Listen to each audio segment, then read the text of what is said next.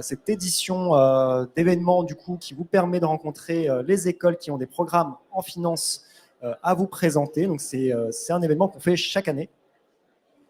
Et donc du coup, je vais laisser la parole à Cécile qui va justement animer cette belle conférence sur les classements des écoles, comment les interpréter, comment les utiliser pour choisir finalement votre école, votre programme. Juste une petite information, donc du coup, sur le petit flyer qu'on vous a donné à l'accueil, vous avez un QR code et si vous scannez le QR code, vous avez une petite étude avec 6 questions que vous pouvez donc répondre. Ça prend quelques minutes et ça va nous permettre en fait de pouvoir rédiger du coup l'article qu'on va faire justement après cette conférence, puisqu'on va faire un article justement écrit justement sur cette conférence. Et donc du coup on va utiliser finalement les réponses que vous allez donner sur justement ce QR code. Donc n'hésitez pas à le scanner. Voilà. Et ben écoutez, donc je vous laisse entre de bonnes mains. Et puis donc du coup après la conférence, n'hésitez pas encore à rester un petit peu. Donc on est ouvert jusqu'à 21h. Donc vous pouvez continuer à aller voir les écoles avec plaisir jusqu'à 21h. Merci beaucoup. Merci Sébastien, bonsoir à tous et bienvenue à cet événement qui est très important et qui j'espère marquera pour vous un moment clé dans l'avancée vers la concrétisation de vos projets. Nous sommes là dans le cadre de cette conférence aussi pour vous y aider, donc n'hésitez pas, vous aurez un moment pour nous poser des questions. Voilà, osez le faire et voilà, commencez à y réfléchir dès le départ. Alors le thème de la discussion qu'on nous propose d'avoir aujourd'hui concerne les classements des écoles, comment les analyser, comment les prendre en compte dans ces choix. Donc, on m'a demandé d'animer cette conférence parce que je travaille au sein de l'agence de notation et d'Universal, qui est une agence de notation experte dans l'enseignement supérieur en France et dans le monde, qui réalise des classements de programmes qui ont une approche d'expertise. Je vous expliquerai, on en parlera tout au long de la conférence aussi. Qui sont réalisés complètement avec nos outils, nos méthodes, un comité scientifique. Je vous en dirai un petit peu plus. Et d'Universal s'est mis à faire des classements, pas au tout début, puisque Universal est l'émanation d'un cabinet de conseil dont la mission était dès le départ d'accompagner des étudiants dans leur choix de formation. Et donc, vous avez déjà un élément de réponse pour nous. Un classement, en tout cas tel que nous on les a conçus, ce sont des outils d'accompagnement et donc on va vous expliquer en quoi et comment. Avant de rentrer dans cette conférence, on aimerait tous en savoir un petit peu plus sur vous. Alors j'ai 2-3 questions à vous poser. Déjà, est-ce que vous pouvez lever la main ceux qui utilisent déjà ou ont déjà utilisé des classements dans leur parcours? Bon, voilà, vous êtes, allez, on va dire une petite moitié. Est-ce que, alors ceux qui ne l'ont pas fait ou ceux qui l'ont fait, est-ce que vous estimez avoir finalement bien utilisé ces outils-là? Donc ceux qui pensent avoir réussi à en tirer quelque chose, vous pouvez lever la main. Bon, vous n'êtes pas très nombreux, donc c'est bien, on va pouvoir vous aider. Et quelques informations pour vous connaître un peu, parce qu'on sait qu'il peut y avoir plein d'étudiants à différents niveaux. Qui est à Bac+3 parmi vous actuellement? Ok, à Bac+4? Ok, Bac+5?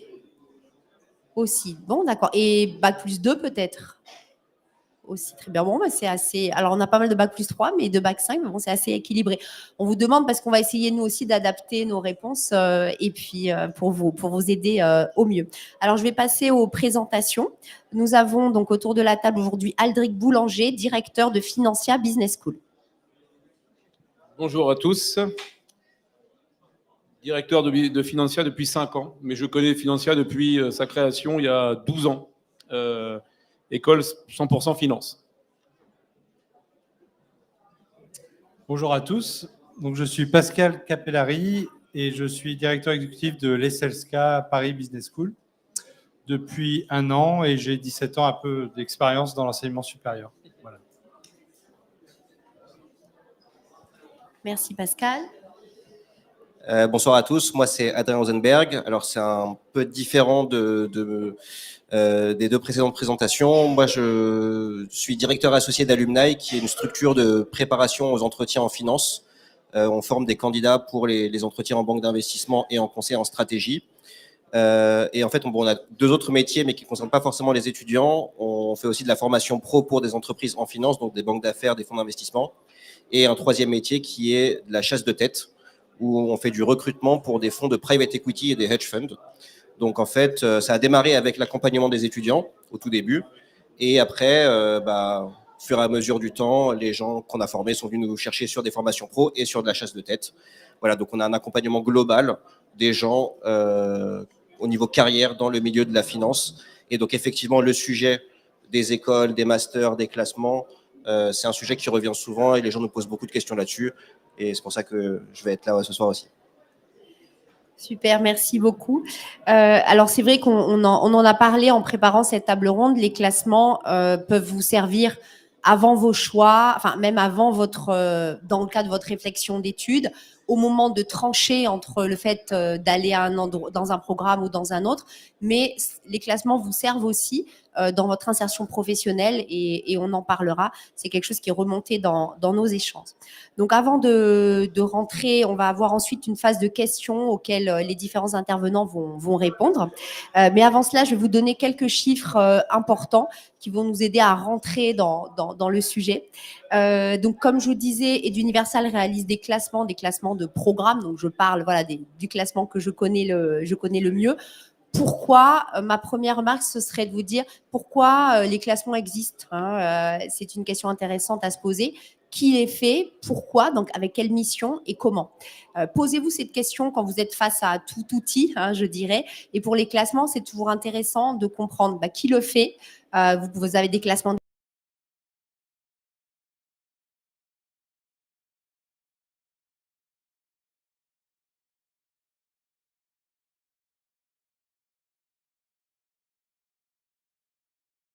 panorama, de comprendre à quel besoin répond tel ou tel programme. Et ça, c'est une première mission que peuvent avoir les classements, c'est de vous aider à vous repérer, à comprendre, OK, telle formation. Par exemple, nous, on a quasiment 13 classements qui touchent directement ou indirectement la finance. On n'en a pas un, on n'en a pas deux, on en a 13. C'est parce que en finance, vous avez des tas de métiers, des tas d'expertises. Et nous, on veut que ces classements reflètent sa réalité. Donc, souvent, quand la première action qu'ont les étudiants, c'est de dire « Oh, il y a tant de classements que ça en finance. » Ben oui, parce qu'il faut vous poser toutes ces questions. Ensuite, pourquoi ? Je viens de le dire, c'est pour vous aiguiller, pour vraiment vous aider à comprendre. Comment ? Nous, on a une méthodologie solide, des outils poussés, un comité scientifique. Donc là aussi, regardez toujours, creusez un petit peu, parce que regardez la méthodologie d'un classement vous aide aussi dans votre réflexion. Nous, en l'occurrence, dans le contenu que l'on permet dans tout le processus de réalisation des classements, on permet de remonter des avis, des données que l'on vous restitue. Et ça, c'est aussi quelque chose de clé, des avis qualitatifs et quantitatifs. Donc, regardez-les. Parce que la première problématique que moi, je vois sur les classements, c'est que souvent, vous les survolez et vous ne prenez pas le temps de rentrer dans les détails. Pour finir sur cette introduction, quelques résultats d'enquête, puisque nous sommes nous-mêmes soumis à une enquête nous concernant, afin de mieux comprendre comment ces classements étaient perçus et utilisés par vous. On a demandé cette étude à un cabinet d'experts externes, et donc il est ressorti que 65% des diplômés des meilleurs masters avaient pris connaissance du classement avant d'opérer leur choix d'orientation. Donc ça, c'est important, et vous voyez que utilisez-les très tôt pour réfléchir. Tout à l'heure, je parlais avec une demoiselle qui avait pensé à l'audit, mais en échangeant avec elle, elle s'est rendue compte finalement il y avait 3 ou 4 autres classements qui pouvaient l'intéresser. 76% de ces étudiants estiment que le classement a été utile ou décisif dans leur choix final de programme. Donc, une statistique. Ces chiffres-là, très franchement, nous-mêmes, on était impressionnés de les découvrir. Et enfin, un élément, donc premier élément, l'orientation, deuxième élément au moment de la décision, et troisième élément, une dimension de fond très importante. Il est ressorti que 88% des étudiants déclarent faire confiance à l'éthique et au processus de classement. Donc ça, c'est important, c'est posez-vous des questions sur la confiance que vous pouvez accorder aux données et à ces outils-là. Voilà quelques premiers conseils sur une première approche à avoir. Alors, pour rentrer dans le concret, ce que l'on souhaiterait en fait poser à chacun d'entre vous, c'est que vous nous partagez quelque chose par rapport à un vécu, à des observations autour des classements, par rapport au poste que vous occupez. C'est toujours moi qui commence, c'est pénible. Moi, je dirais que être candidat à l'entrée dans une école, et plus encore qu'une école, dans un programme, c'est un métier à plein temps. Là, nous sommes en décembre, vous préparez votre entrée dans tel ou tel programme et telle ou telle école au mois de septembre de l'année prochaine pour la rentrée, et vous êtes déjà sur le pied de guerre. Donc, je vous en félicite. Et quand je dis que c'est un métier, c'est parce qu'en fait, toutes les écoles que vous allez rencontrer vont vous demander votre projet. C'est quoi votre projet professionnel? Donc, un projet professionnel, il faut l'expliquer. Et il faut expliquer sa démarche. Pourquoi vous êtes là? Pourquoi vous êtes en face de moi et pas en face de mon collègue? Pourquoi? Etc. Et donc, les classements font partie du travail d'un candidat. Tiens, je vais regarder si le programme qui me semble m'intéresser est classé ou non. Et puis, une fois que je me suis aperçu qu'il était classé, effectivement, nous sommes le 9 décembre plutôt, au salon Doc Finance. On m'a remis ce petit document. La première chose à faire, plutôt que de se ruer sur les classements par spécialité, je me rends à la page 3, parce qu'encore une fois, c'est un métier à plein temps, et je regarde quelle est la méthodologie du classement et d'Universal 2025, parce que ça peut aussi évoluer dans le temps. Depuis 26 ans ou 30 ans, ça a évolué. Et regardez un peu le sérieux, etc. Quelles sont les pondérations, etc. Donc, vous voyez, je sais qu'il y a beaucoup de gens qui sont totalement focus sur les classements et rien d'autre sans aller plus loin. C'est une erreur. Le classement, c'est un indicateur clé, mais ce n'est pas le seul. Il y a plein d'autres choses à faire.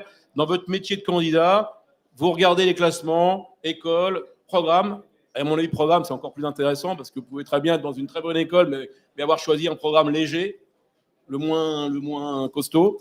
Donc, on regarde d'abord le classement, évidemment, puis après, on essaye de se rendre au JPO ou au JPO, journée porte ouverte, ou aux soirées porte ouverte.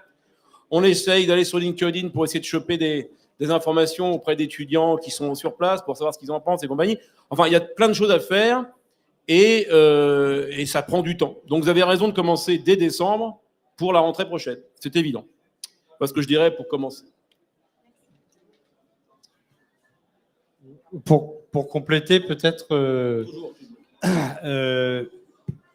l'avantage des classements, c'est que pour vous, c'est un gain de temps. Vous avez un document qui est très exhaustif. Vous avez un document ici, alors là, on parle d'aide universelle, mais il y a d'autres classements, mais finalement, des classements de programmes spécialisés en finance. Vous êtes tous là pour la finance? Pas pour le management du tourisme. Mais c'est dommage parce qu'il y a aussi des classements tourisme. Je veux dire par là, et comme l'a dit mon collègue, ces classements sont sur les programmes. Donc, vous avez déjà à la page de la méthodologie, vous voyez déjà que le classement est sérieux, que le classement existe, on en parlait tout à l'heure, depuis très longtemps. Donc déjà, les écoles qui sont dans ce classement, bon, il se trouve que les deux nôtres sont dedans, ce sont des écoles qui sont présentes et fidèles depuis très longtemps. Et l'avantage, c'est que dans cette méthodologie, et ce n'est pas souvent le cas des classements, les étudiants sont interrogés. Je crois même que dans les classements des journalistes, il n'y a pas ça. Très peu de. Donc les avis des étudiants sont intégrés dans les classements. Et je sais que vous allez peut-être me dire le contraire, mais vous allez sur les classements, certes, sur le document écrit, mais aussi peut-être sur les réseaux sociaux, sur TikTok. Oui, c'est vrai? Je suis vieux, mais je compris. Mais j'ai un fils, moi, qui a choisi son école, qui n'a rien à voir d'ailleurs, avec TikTok. Après, il a été voir les étudiants. Donc, les étudiants ont leur mot à dire. Et dans ces classements, c'est très sérieux. Alors, TikTok, c'est parcellaire. Hein. Les réseaux sociaux, là, au moins, c'est du sérieux. Donc, l'avantage de ce classement, mon vécu, c'est que ce classement dure dans le temps. Nos écoles sont présentes depuis longtemps dans ces classements. Donc, c'est un gage de qualité. Voilà. Donc, ça, c'est le premier point en termes d'expérience pour rassurer un peu les étudiants ou dans votre démarche, en tout cas. Donc, la première chose, vous avez le document. Et puis après, je confirme complètement, vous allez rencontrer les étudiants. Là, vous en avez. Vous allez faire les journées portes ouvertes. Parce que c'est vrai que vous dites, vous êtes en bac+3 aujourd'hui majoritairement, au bac+4, vers bac+5, vous êtes sur Paris, faites les journées portes ouvertes. C'est vrai qu'en général, on pense que c'est plutôt… Gratuit. C'est gratuit. Et on pense bien sûr que c'est plutôt pour les lycéens, mais pas du tout. Nous, quand on fait les journées portes ouvertes dans nos écoles, on accueille des étudiants de master. D'accord ? Voilà, donc ça, c'est le premier conseil. Et… Peut-être juste pour finir, vous avez déjà dit beaucoup de choses, mais sur la partie vécu, expérience, moi, je peux même raconter qu'il y a maintenant quand même pas mal d'années, mais c'est quoi, peut-être une quinzaine d'années, j'étais à votre place et je cherchais mon master. Et en fait, je me suis servi de ce classement-là pour savoir un peu ce que je voulais faire. Et j'ai remarqué qu'il était encore là dans le classement. Moi, j'ai fait un master à Dauphine en ingénierie financière, le 225. Et je vois qu'il est encore dans le classement. Et un truc qui m'intéresse dans les classements, c'est effectivement que c'est une bonne base pour déjà savoir quels sont les programmes sur des spécialités. Parce qu'on peut découvrir parfois des programmes qu'on ne connaît pas a priori, les gens parlant tout le temps des mêmes programmes. Et un point qui est intéressant aussi, je pense, mais peut-être ça reviendra sur la deuxième question, c'est comment les interpréter. Ça, peut-être que je le réserve pour la seconde partie. Merci à tous les trois. Alors, on va avancer dans cet échange. Un point important à retenir à ce stade, on parle ici de classement de programmes, parce que vous atterrissez dans des programmes.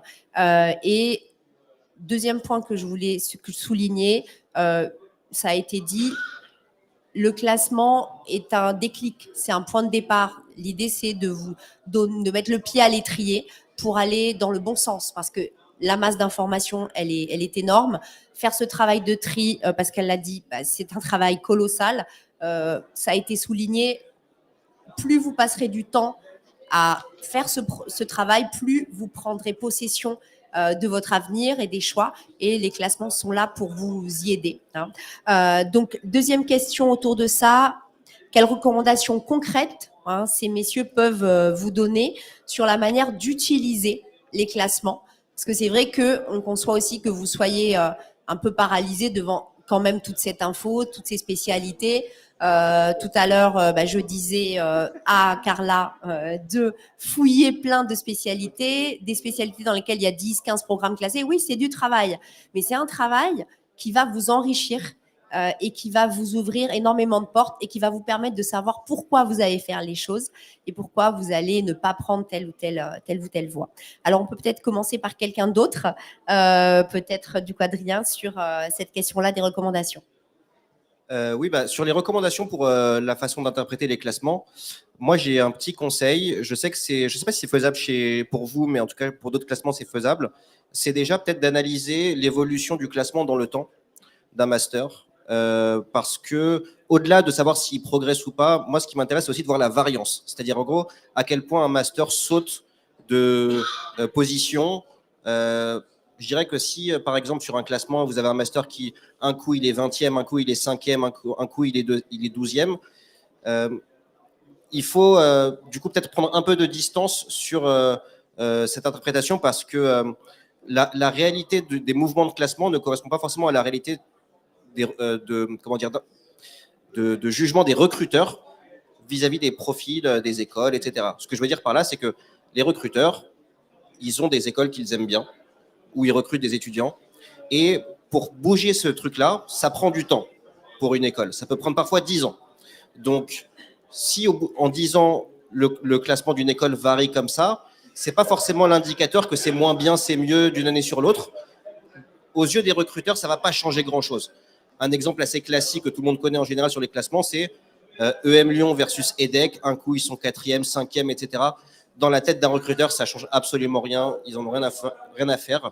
Et donc, il ne faut pas trop prendre à cœur ces histoires de classement à ce niveau-là. Voilà, ça, c'est, je pense, un premier point qui est important. Et puis, je vais peut-être laisser la parole, du coup. Quand je vous disais que c'était un métier à plein temps, vous voyez un peu le travail que ça pourrait vous procurer si vous le faites sérieusement. Non, moi je dirais qu'il y a un truc que les étudiants oublient généralement. J'ai remarqué ça. Enfin, ça s'est un peu amélioré ce temps-ci, mais je remarque qu'un étudiant, on regarde son CV, un étudiant, par exemple, il a commencé par un bachelor, puis ensuite il a fait un master ou MBA ou ce que vous voulez. Donc il a 2 diplômes en fait, un diplôme Bac+3, un diplôme Bac+5, et il oublie complètement qu'il a passé 1 an dans un bachelor qui était classé numéro 1 en finance. Il oublie de le mettre sur son CV, tout simplement. Puis ensuite, un master qui était classé premier, deuxième ou troisième. Et ça, je trouve ça un peu dommage, parce que les recruteurs ne sont pas tous non plus le nez dans les classements d'Universal ou autres. C'est toujours un indicateur qui ne mange pas de pain et qui présente bien, il faut reconnaître. Donc ça, c'est le conseil que je vous donne, et je le vois quasiment jamais, mais un peu plus ces temps-ci, mais quasiment jamais. C'est pas compliqué de dire bachelor finance, telle année, entre parenthèses, classé premier au classement d'Universal 2025. Ça ne veut pas dire qu'il sera premier en 2026, mais en tous les cas, au moins, vous étiez inscrit dans ce genre de formation. Et encore, il n'y a pas de hasard. Hein. Si vous regardez tous les critères, il y a beaucoup de choses qui sont croisées pour arriver à un truc correct. Voilà ce que je pouvais donner comme conseil au-delà du travail de titan proposé par Adrien. Pour rebondir un peu, vous avez parlé, Adrien, de la stabilité. Donc, une recommandation pour utiliser les classements, ça recoupe un peu ce que dit Aldric, c'est que vous allez regarder aussi les programmes. Alors, vous avez dit que c'est des programmes, c'est des classements par programme, mais les programmes appartiennent à des écoles. Et la stabilité, c'est aussi grâce aux écoles. C'est-à-dire que la stabilité dans le temps, c'est un gage de qualité pour vous.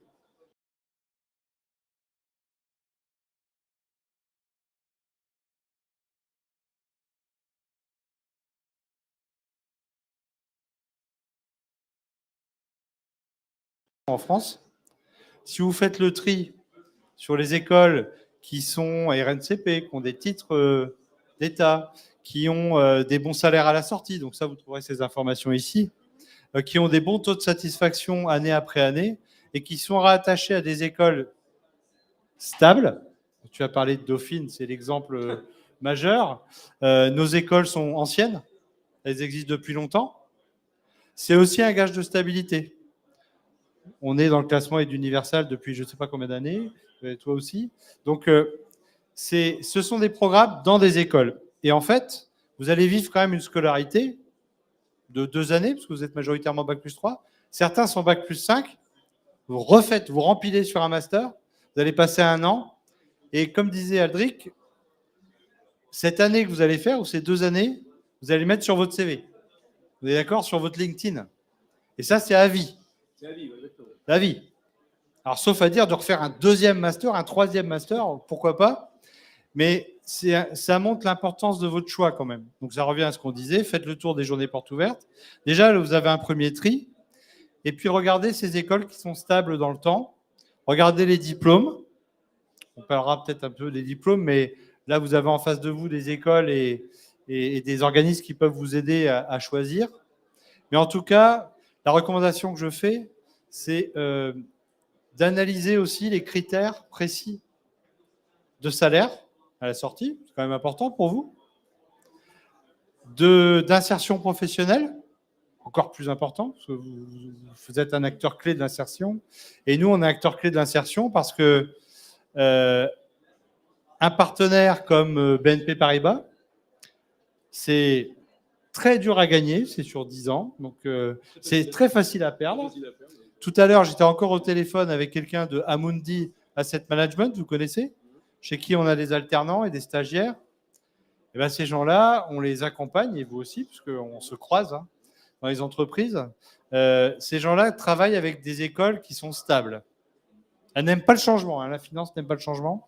On sait bien, dès qu'il y a un changement dans la finance, les cours des actions changent.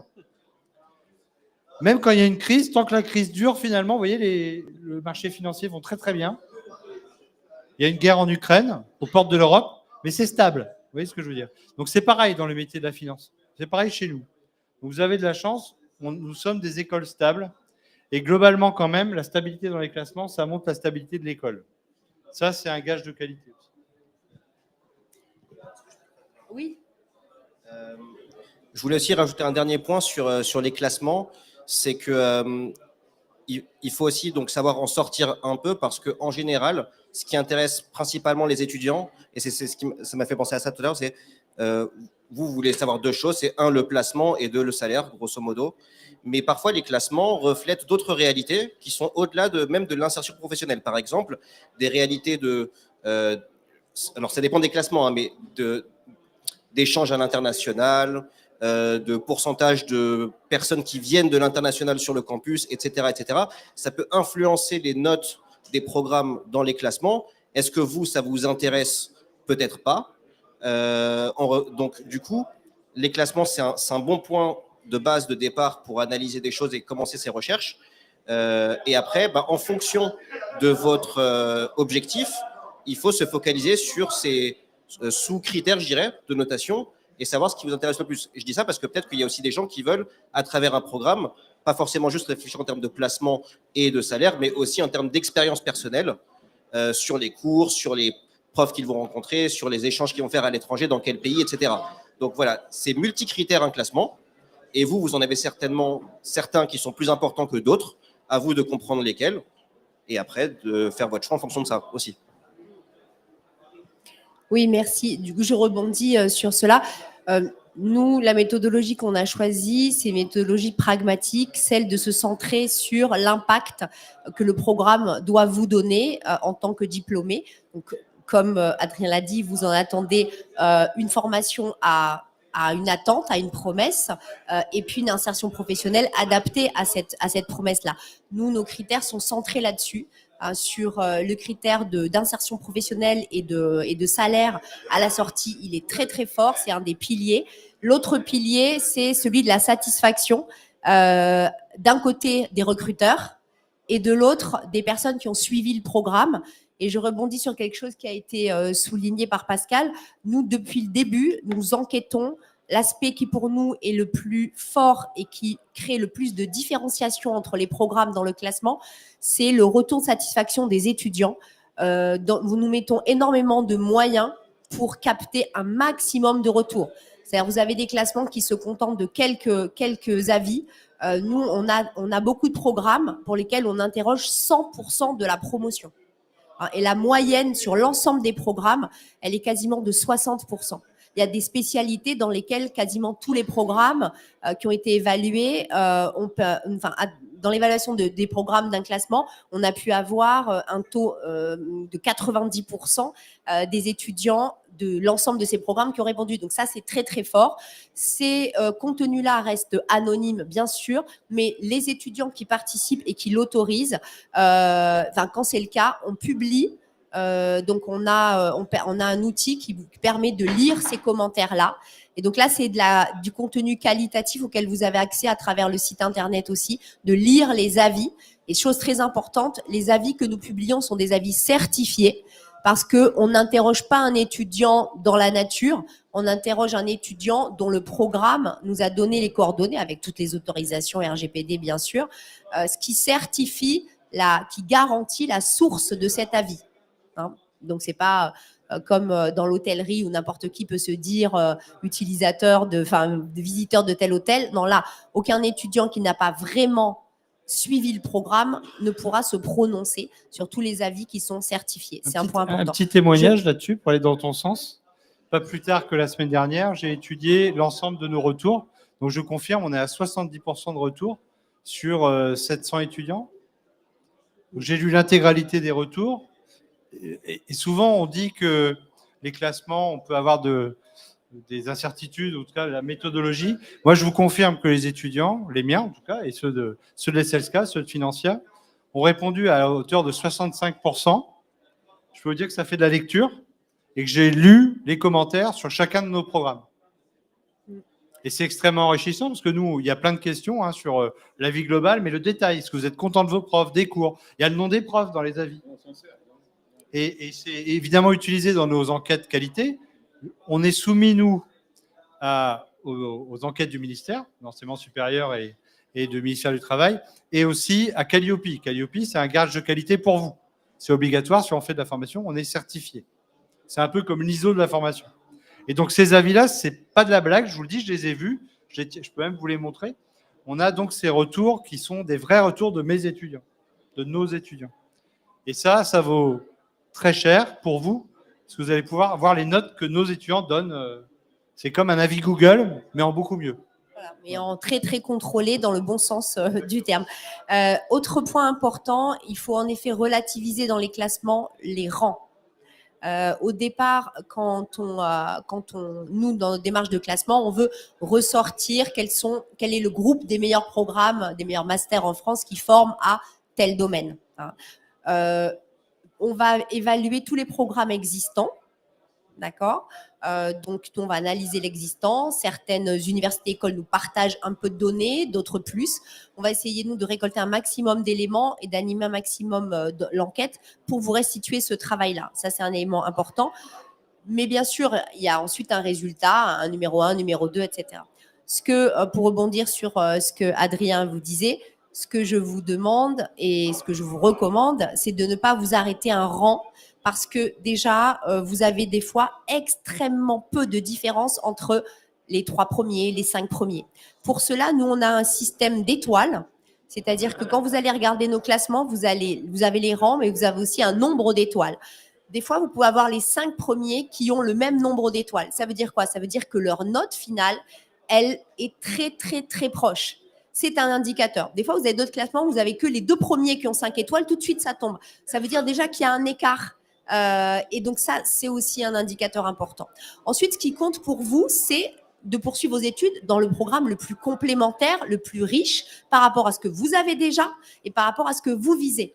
Donc peut-être que le numéro 1 et le numéro 2, c'est pas ce qu'il y a à faire pour vous, parce que c'est pas là que vous avez tiré le meilleur parti au regard de vos objectifs. Donc c'est pour cette raison-là que vous devez regarder au-delà des rangs. Et au-delà des rangs, ça veut dire aussi pas seulement, on pourrait penser, ça veut dire ne pas se centrer sur les 2-3 premiers, mais ça veut dire aussi ne pas vous sous-estimer. Beaucoup d'étudiants s'auto-censurent. C'est pour ça que nous, on a un outil que je vous encourage à utiliser qui s'appelle EduNiversal Matching, dans lequel nous, on met toutes les infos qu'on récolte sur les critères, les préférences des programmes, et ce qui vous permet, quand vous répondez à un questionnaire, d'avoir un taux de matching entre votre profil et les exigences de ces programmes. Donc, je vous encourage à utiliser ça en complément des classements. Et ce que je voulais vous dire, c'est que osez regarder l'info, regarder les profils recherchés et ne pas viser trop bas, viser que trop haut, mais d'avoir une belle stratégie équilibrée. Lire les avis, je vous l'ai dit, utiliser les éléments des étoiles pour relativiser le rang et ensuite l'exploiter pour après. C'est-à-dire qu'un classement, c'est un outil, c'est un résultat qui, si vous sortez d'un programme diplômé, vous appartient. Et donc, vous êtes ambassadeur aussi de votre formation. Et cela vous sert, mais sert aussi toute une communauté. Et c'est important de rentrer tôt dans cette dynamique de réseau, de groupe, parce qu'une école est là pour vous former. Vous êtes là aussi pour lui apporter un potentiel. Et c'est un travail d'équipe qui ne dure pas que le temps de la formation, mais qui doit se poursuivre. Alors, pour avancer, on a parlé un peu d'international. La question suivante, elle porte là-dessus. Quel est le rôle des classements dans l'ouverture internationale que vous pouvez avoir, vous, individuellement, que peuvent trouver les programmes, la visibilité que votre école peut avoir à travers ces classements-là? Qu'est-ce qui veut commencer à répondre à ça? Pascal, commencer. Oui, allez, merci. Quelle responsabilité. Alors, l'international. Tout le monde parle d'alternance aujourd'hui, mais de moins en moins. Pourquoi? Parce que vous avez entendu parler, les aides diminuent. En même temps, la France est passée d'un niveau quasiment zéro d'alternance à des millions d'alternants. Donc là, on stabilise. En fait, ce n'est pas que ça réduit, c'est qu'on stabilise. Et donc, c'est important pour vous de savoir que si on fait de l'alternance, on peut difficilement faire de l'international. Nos écoles, Financia et Selska, on fait de l'international. Évidemment, quand vous êtes en alternance 1 semaine, 3 semaines ou 2 jours, 3 jours, c'est génial, mais vous ne pouvez pas partir. Sauf en voyage d'études. Voilà, vous faites des learning expeditions, c'est possible. Un coup à Londres, un coup à Genève, etc. Mais simplement, l'avantage de faire un cursus classique, on appelle ça en formation initiale, c'est de pouvoir, dans nos écoles, aller à l'international, de faire des stages. Les stages en finance, on le sait, vous allez peut-être nous confirmer ça, sont bien rémunérés, beaucoup mieux rémunérés, vous avez fait le bon choix qu'un stage en marketing, puisque des étudiants en marketing, il y en a peut-être 10 fois plus qu'en finance. Donc, vous avez choisi le bon créneau, parce que payer vos études, vous pouvez aussi les payer en vous faisant rémunérer en stage. Nous, nos stagiaires, ils sont payés parfois 2 000 € par mois. Ce n'est pas la majorité, mais c'est beaucoup plus qu'un stagiaire en market, ça c'est sûr. Je crois que c'est 600 le minimum en France, sans parler de l'étranger, puisqu'il n'y a qu'en France que les stages sont encadrés. Tout est à peu près encadré en France. À l'étranger, vous n'avez pas de stagiaire, vous êtes salarié. Donc d'accord, réfléchissez-y dans le plan de financement de vos études. Vous êtes des financiers, vous allez faire un business plan de vos études. Qu'est-ce que ça me rapporte de faire de l'alternance, mais qu'est-ce que ça me rapporte de faire du classique? Ça me rapporte une expérience qui est peut-être supérieure dans le futur en employabilité que l'alternance. Ça se discute, ça se pèse. Vous voyez ce que je veux dire? C'est un investissement, mais l'investissement en France de vos études, c'est 10 fois moins qu'aux US. C'est 5 fois moins qu'en Angleterre. On est quand même en France, un pays où les études sont très peu chères. Renseignez-vous autour. D'accord? En Espagne, en Angleterre, en Allemagne. Les études sont gratuites, ça n'existe pas. Ce n'est pas gratuit, c'est nos impôts qui financent l'université, qui ont des très beaux programmes. Et nos écoles, elles font effectivement avec des frais de scolarité. Mais en tout cas, ça se calcule. Vous voyez ce que je veux dire? Sur 2 ans d'études, faites 6 mois de stage x 2, bien payés, ça paye vos formations. Vous voyez ce que je veux dire? Et l'international, c'est un levier extraordinaire, peut-être vous allez le confirmer, de placement d'insertion pro. Alors, il ne vous est pas interdit dans l'alternance de faire une année de césure, par exemple. Vous pouvez très bien avoir un bachelor 3, puis ensuite dire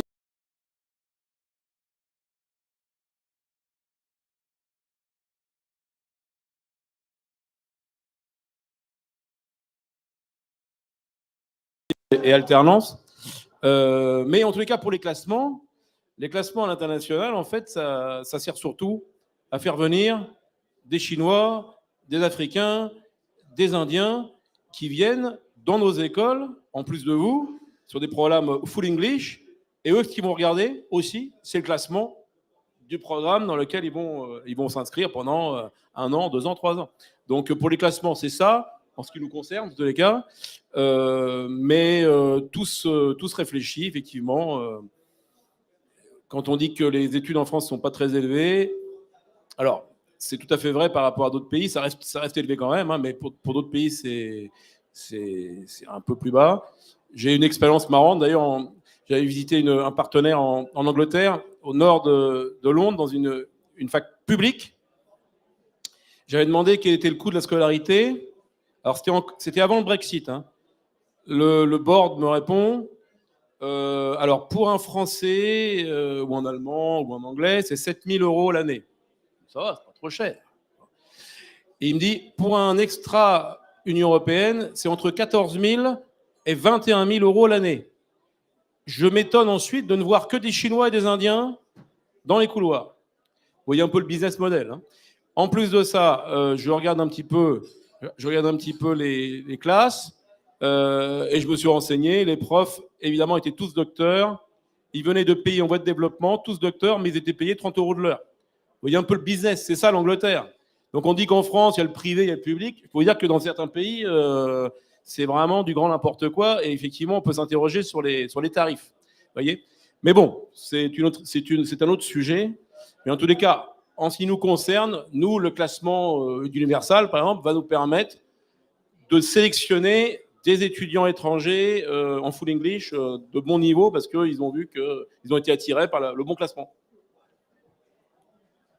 J'ai pas grand-chose à rajouter, si ce n'est que, effectivement, de mon expérience, parce qu'on forme des étudiants dans certains masters finance d'écoles de commerce, et c'est vrai que les étudiants étrangers résonnent énormément par rapport au classement, en tout cas beaucoup plus que les étudiants français.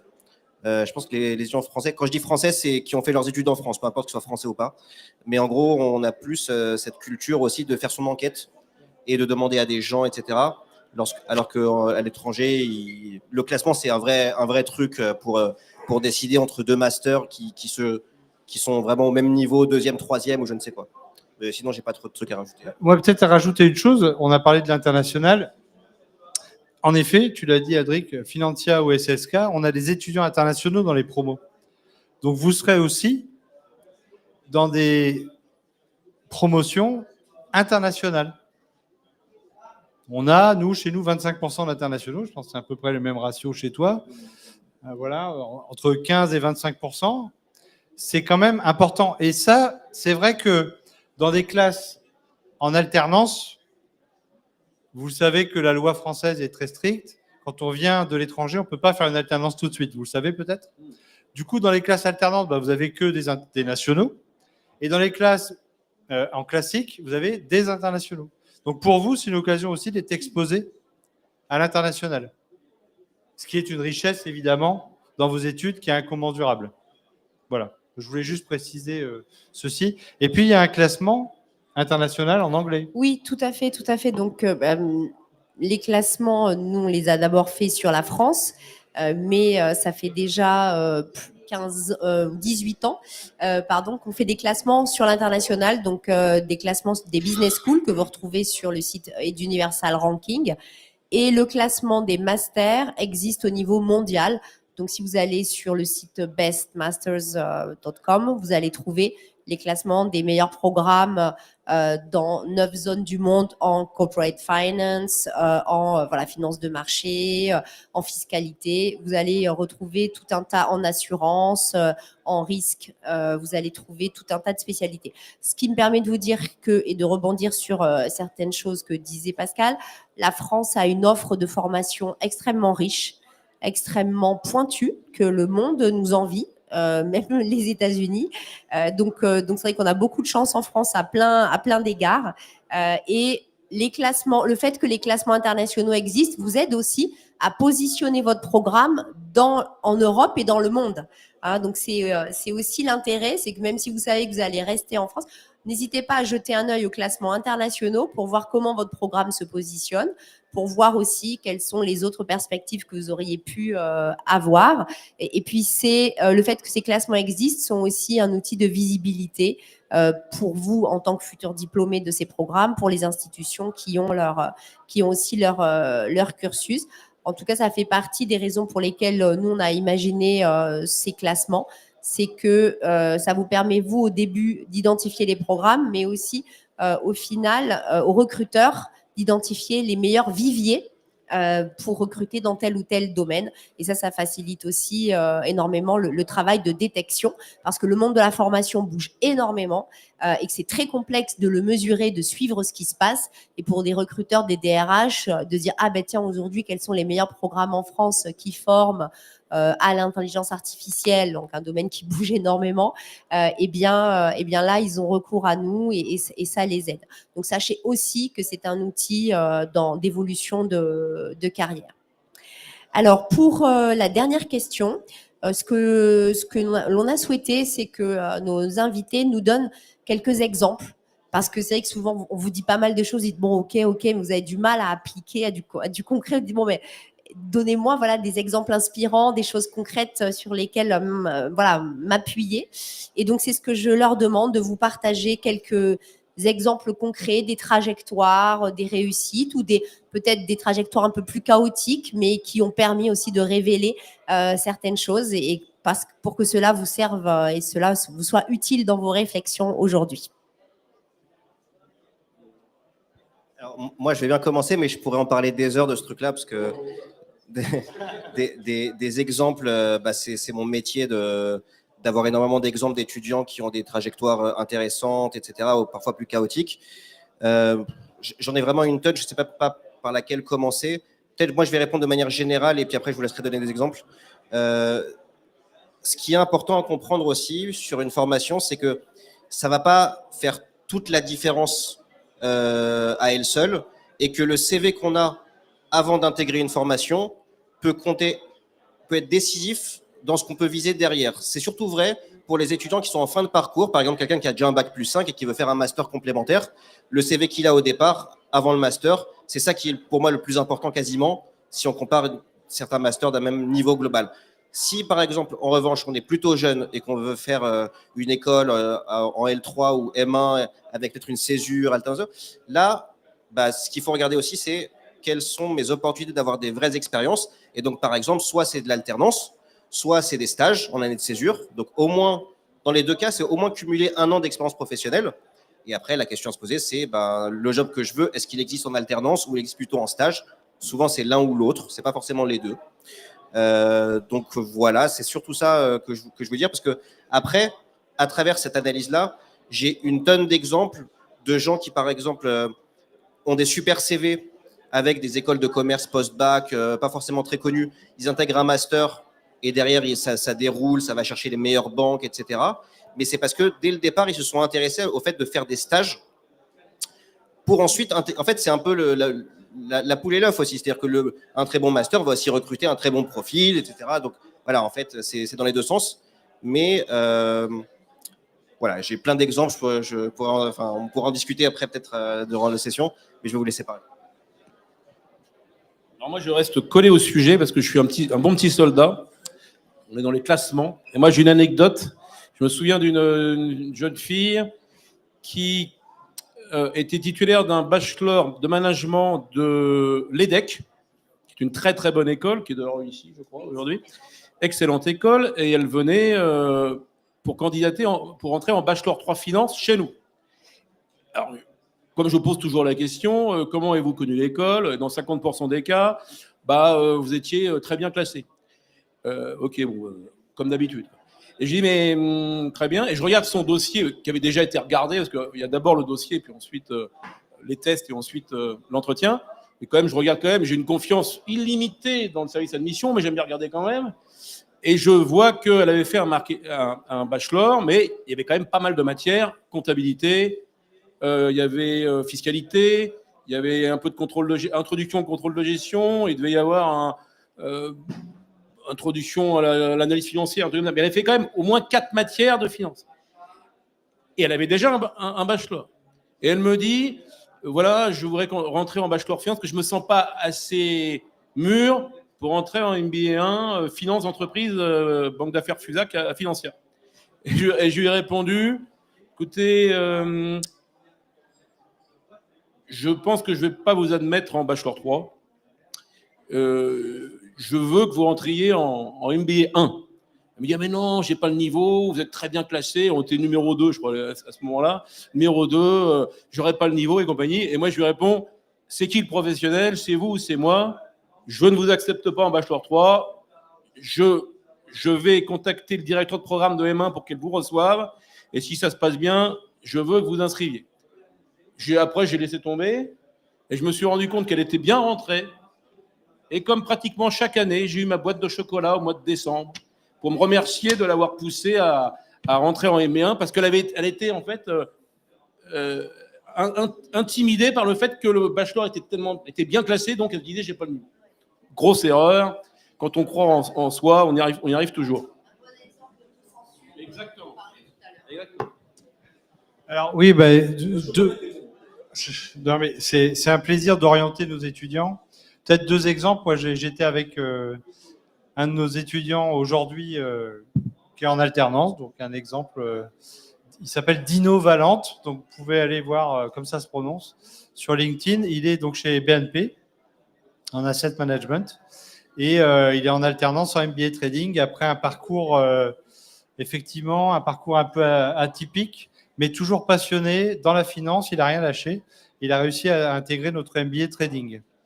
Deuxième exemple, c'est un étudiant qui était l'année dernière, qui hésitait entre l'alternance et le classique, justement.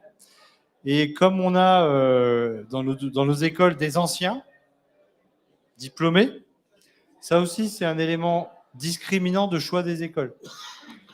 Et c'est le cas, on a 20 000 anciens.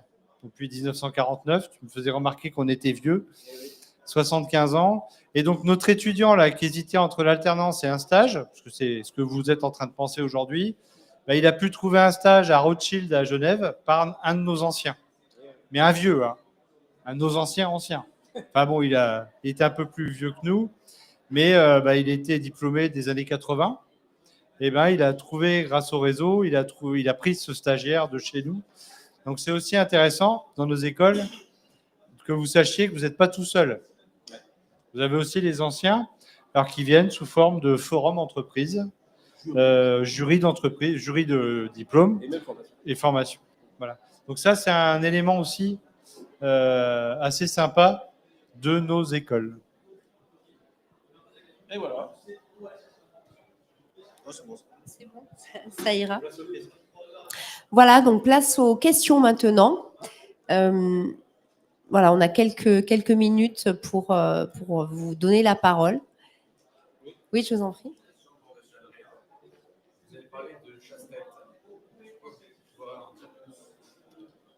Alors, la chasse de tête, c'est vraiment un métier qu'on a pour les professionnels.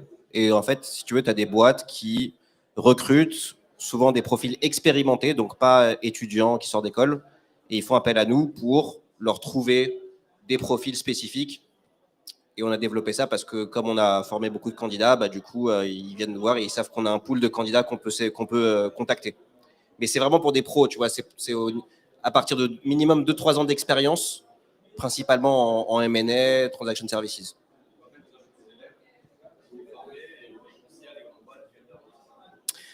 On les forme élèves quand ils sont étudiants pour les stages, en gros pour qu'ils se construisent un CV pour décrocher un CDI en sortie d'école. Et 2-3 ans après, ils deviennent effectivement en général éligibles à des jobs un peu spécifiques en private equity notamment.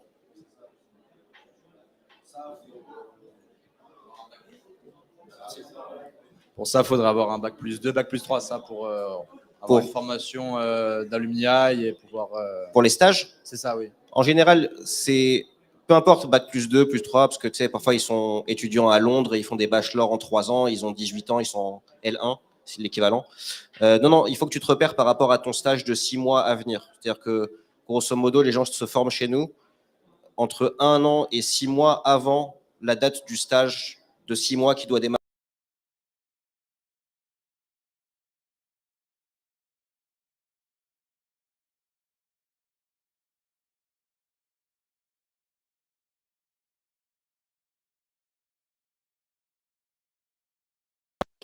Et je souhaiterais faire une passerelle dans une grande école du top 5 en France.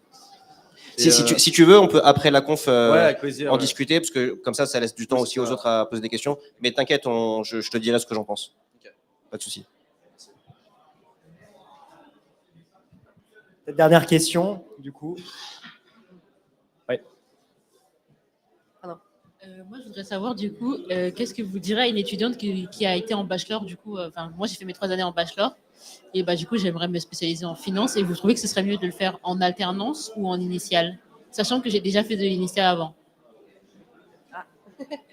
Alors, vous avez fait un bachelor en finance ou plus généraliste? C'était généraliste pour mes 2 premières années, et en 3e année, du coup, là, je suis en finance. D'accord. Et vous avez, votre de dernière année, elle est très spécialisée en finance ou c'est partiellement C'est quand même assez spécialisé en finance, oui. Après, on voit quand même d'autres matières comme management d'équipe, tout ça. Mais c'est vraiment de la finance comme VBA, contrôle de gestion, comptabilité, fiscalité, mathématiques financières, du coup, toutes ces matières qui vont avec. Et oui, enfin, oui, je peux aussi. Mais moi, j'avais quelques questions avant de répondre. Et là, votre projet, en fait, la raison pour laquelle vous voulez faire de finance, c'est quoi? Moi, ce serait potentiellement être dans la gestion de patrimoine. Du coup, être gestionnaire patrimoine, parce que c'est le domaine qui m'intéresse le plus actuellement, on va dire. Mais maintenant, j'aimerais savoir, du coup, ce serait mieux de le faire en alternance ou en initiale. Sachant que j'ai déjà fait de l'initiale. Et est-ce que ça vaut le coup de continuer encore à repayer des écoles? Est-ce que c'est pas mieux de me spécialiser? Oui, bien sûr. Alors, moi, je vous donne mon premier élément et puis après, on aura tous des choses à vous partager. Je vous posais ces questions, c'est parce que c'est pour vous expliquer aussi que des fois, on ne se pose pas la question comme il faut ou complètement et que la problématique, elle n'est pas là, même si ça fait partie de la palette. Hein, mais c'est que quand vous allez poursuivre vos études, avant, il faut faire attention aux critères et dans l'ordre dans lesquels vous les mettez. Il faut d'abord réfléchir à est-ce que j'ai besoin de poursuivre, qu'est-ce que je dois aller chercher, de quoi j'ai le plus besoin dans cette poursuite d'études et qu'est-ce que j'en attends en termes de connaissances, qu'est-ce que j'en attends en termes de compétences, qu'est-ce que j'en attends en termes de positionnement sur le marché, qu'est-ce que j'en attends en termes de développement personnel. Il y a plein d'aspects en fait. Et ça, c'est quand vous allez vous poser ces questions, il y a peut-être une partie de la réponse de la question que vous formulez là qui va surgir. Parce que vous pouvez dire, bah, moi, ce que je sens, c'est que là, je suis frustrée parce que j'ai pas assez travaillé en entreprise. Et donc, c'est à écouter. Ces éléments-là sont à écouter. Ensuite, il faut regarder quel est votre projet. Donc, vous avez sorti, vous nous en avez pas parlé au départ, que c'est de la gestion de patrimoine. C'est très important. Il faut aussi interroger des professionnels en gestion de patrimoine. Est-ce que dans 1 an, dans 2 ans, ça va changer votre manière de rentrer sur le marché du travail, le fait d'avoir fait de l'alternance en gestion de patrimoine et dans quel type d'alternance vous devriez aller? Donc, il y a en fait, vous avez, on va dire, la chance d'avoir un projet plus précis en tête. Il faut creuser, il faut aller beaucoup plus loin pour voir à quel point le fait d'avoir fait l'un ou l'autre va vous pénaliser. Et au final, je vous dirais, moi, ce que je dis souvent aux étudiants que l'on accompagne, parce que c'est le premier métier d'aide universelle et c'est une activité que l'on redéveloppe aujourd'hui à travers une entité autre qui s'appelle Master Success, eh bien, c'est de se dire, attention, on a plein de critères, mais d'abord, il faut regarder quels sont les programmes auxquels vous pourriez postuler par rapport à tout ce qu'on vient de voir. Et ensuite, peut-être certains seront en initiale, d'autres en alternance. Il faudra peut-être candidater à différents types de programmes, peut-être même un à l'étranger. Et ensuite, vous verrez où est-ce que vous êtes accepté. Mais tout ce process-là va vous permettre de beaucoup mieux vous interroger. Et quand vous prendrez une décision, elle sera beaucoup plus éclairée. Je suis d'accord avec ma collègue, enfin avec mon confrère plutôt, ma consoeur même. Mais moi, je vais vous répondre plus directement. Faites de l'alternance parce que vous m'avez dit que c'était la gestion de patrimoine qui vous attirait. Et profitez-en parce que le marché est encore vivace. Il y a énormément de possibilités d'alternance dans ce domaine-là. Vous m'auriez dit, je veux faire du marketing. Je vous aurais dit, bon courage. Actuellement, vous m'auriez dit que je veux faire de la com événementielle. Je leur ai dit, super, tente le coup, mais si tu ne peux pas, fais de l'initiale. Mais pour la gestion de patrimoine, avec votre contexte à vous, après, c'est de poser toutes ces questions-là. Je pense qu'à un moment ou un autre, il faut le faire. En vérité, si tout le monde pouvait faire de l'alternance, ça serait très bien, hein, en vérité. Nonobstant ce qu'a dit mon confrère, hein, sauf si vous voulez faire de l'international à fond, et il vaut mieux être en initial dans ces cas-là. Mais si l'international ne vous botte pas plus que ça, parce que c'est la gestion de patrimoine, vous allez en trouver des offres. La seule question que vous allez vous poser, c'est gestion de patrimoine dans le milieu bancaire ou gestion de patrimoine dans le cabinet indépendant, c'est tout. Je vais complexifier la réponse pour vous. Vous pouvez faire la première année de master en initial. Non, mais c'est important, vous êtes libre en fait dans nos cursus. Première année en classique, vous repayez, parce qu'il faut penser, vous faites un stage, effectivement, je suis d'accord avec vous, sur le marché gestion de patrimoine, vous trouverez encore aujourd'hui. Vous pouvez même trouver à l'étranger, ça enrichit votre CV. Puis vous dites que vous profitez de cette expérience et en M2, vous faites l'alternance. C'est pas mal aussi.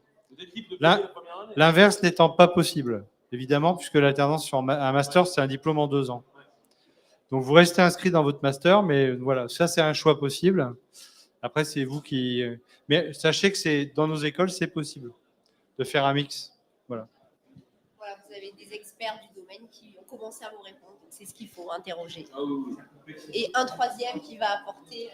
Non, mais juste pour terminer, parce que de la façon dont tu as posé la question, tu avais l'air d'être sensible au sujet de l'argent, parce que tu dis j'ai déjà payé, et je trouve que c'est pas une bonne manière d'aborder quand même le sujet, parce que si tu as un projet pro, il faut que tu choisisses la meilleure formation pour ça, que ce soit en alternance ou en initiale. Si c'est en initiale, tu fais un crédit et tu le rembourseras, et voilà, et c'est comme ça, et pas tout le monde forcément, tu vois, se paye cash ses études et tout, mais un crédit, c'est pas grave. Okay, je veux dire, si tu le rembourses à horizon, en fait, il faut que tu raisonnes à horizon de ta carrière. Donc, à horizon de 40, 45 ans de carrière. Et en fait, 15 000 € de plus ou je ne sais combien, c'est pas grand-chose à l'échelle de ta vie professionnelle. Donc, regarde ce qui peut t'amener le mieux à ton projet pro. Peu importe si c'est de l'alternance ou de l'initial. Si c'est de l'initial, tu trouves le financement et voilà. Okay, mais il faut pas être trop sensible au prix, je trouve. Parce que c'est un investissement. C'est très important. C'est l'investissement le plus rentable de notre vie. Il y a un plus rentable à ce jour. Il y a pas comment vous faites le calcul de vos salaires à l'évolution sur une carrière de 35-40 ans. Vous faites le calcul Surtout en France. Et votre investissement à l'école en France, surtout est ridicule par rapport aux US. L'investissement On parlait d'exemples tout à l'heure. Moi, j'ai beaucoup d'exemples d'étudiants qui ont fait des choix à court terme gagnants et à long terme perdants à cause de ça, parce qu'ils ont fait des parfois formations pas en lien avec le projet pro, mais qui étaient gratuites pour eux parce que alternance, etc. Derrière, ils veulent faire un métier, ils se retrouvent à pas pouvoir le faire.